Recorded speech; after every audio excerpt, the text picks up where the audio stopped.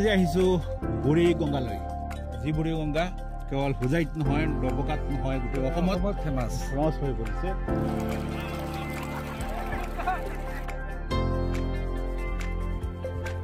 বুঢ়ী গংগাৰ সামগ্ৰিক যি বিউটি আছে, যি সৌন্দৰ্য আছে, আচলতে সঁচাকৈ এয়া অতুলনীয়।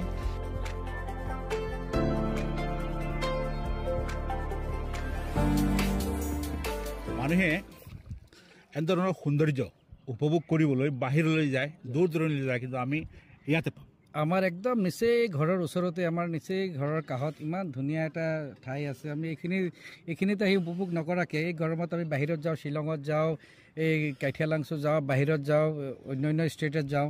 কিন্তু সঁচাই মই সকলোকে আহ্বান জনাইছোঁ, আপোনালোকে এই বুঢ়ী গংগাত এইটো অকল আপোনাৰ পানীৰ জন্য লগতে নেচাৰেল যিটো আপুনি চাওক, এইপিনে আপুনি চালে চাওক ইমান মানে 100% ইমান ধুনীয়া নেচাৰেল যিটো পৰিৱেশ আছে ইয়াত, এইটো সঁচাই আপুনি যিমান আপুনি গোটেই দিন আমি পৰিশ্ৰম কৰিব লগা হয় আৰু এই অসহ্য গৰমত আমি যদি ইয়াত আহি আধা ঘণ্টা সময় স্পেণ্ড কৰোঁ, একেবাৰে মনটো মানে শান্ত হৈ যাব। পিয়ৰ পানী, একেবাৰে পিয়ৰ পানী। আৰু ইয়াত এটা বৰ্তমান এটা ট্ৰেণ্ড আৰম্ভ হৈছে, ইয়াত সকলো মানুহ আহে, প্ৰতিদিন মানে শ মানুহ আহে। আপুনি দেওবাৰে যদি আহে ইয়াত আপুনি গাড়ী ৰখাৰ জেগা নাপাব। আমি মাজত এবাৰ যোৱা দেওবাৰৰ আগত দেওবাৰে আহিছিলোঁ, আমি ৰাস্তাৰ পৰা ঘূৰি যাব লগা হৈছে, ইয়াত বিলাক গাড়ী ৰখাৰেই জেগা নাই। গতিকে ইয়াত বহুত মানুহ আহে আৰু খুব ভাল এটা সামগ্ৰিক পৰিৱেশটো বৰ শান্ত। ইয়াত একো মানে উশৃংখলতাও নাই।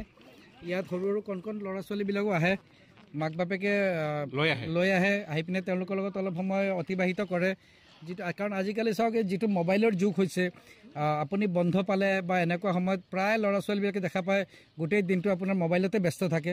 গতিকে মই আমাৰ যিসকল অভিভাৱক আছে তেওঁলোকক কৈছোঁ, ল'ৰা ছোৱালীবিলাকক যেতিয়া সময় পায় তেতিয়া আপোনালোকে নিজে লৈ আহক, নিজে লৈ আহি তেওঁলোকক এই পৰিৱেশটো দেখাওক আৰু ইয়াত অলপ খেলা ধূলা কৰক। তেওঁলোকে কি হ'ব, তেতিয়া অলপ মাইণ্ডটো ফ্ৰেছ হ'ব, মোবাইলৰ পৰা অলপ আঁতৰিব। কাৰণ আজিকালি খেলা ধূলাটো বহুত কমি গৈছে। কিন্তু আমি যদি অভিভাৱকসকলে নিজে এনেকুৱা ঠাই বিচাৰি বাচ্ছাবিলাকক লৈ নাহোঁ, তেনেহ'লে আজি আগন্তুক দিনত আমাৰ ল'ৰা ছোৱালীবিলাকে মোবাইলেতো কি ক্ষতি কৰে এইটো ক'বই নালাগে, আমিতো নিজে গম পাইছোঁ। এতিয়াতো সিহঁতে বয়স এনেকুৱা, সিহঁতে গম পোৱাৰ কথাও নহয়। গতিকে আমি অভিভাৱকসকলে অলপ সচেতন হৈ ল'ৰাবিলাকক কেনেকুৱা আমি লালন পালন কৰিলে তেওঁলোকে এই মোবাইলৰ যিটো তেওঁলোকৰ মানে ইমান তেওঁলোকৰ আসক্তিৰ পৰা কমিব। গতিকে এইটো আমি নিজে বাছি উলিয়াব লাগিব। গতিকে খুব ভাল লাগিছে, আজি দেখা পাইছোঁ বহুত ল'ৰা ছোৱালী আহিছে, ইয়াত বহুত অভিভাৱকে লৈ আহিছে, খুবেই ভাল লাগিছে। অ'কে, এনেদৰে সকলো আহক। আমাৰ ঘৰৰ ওচৰত ডবকা চহৰৰ পৰা মাত্ৰ 2-2.5 কিলোমিটাৰ হ'ব দূৰত্ব ইয়াৰ।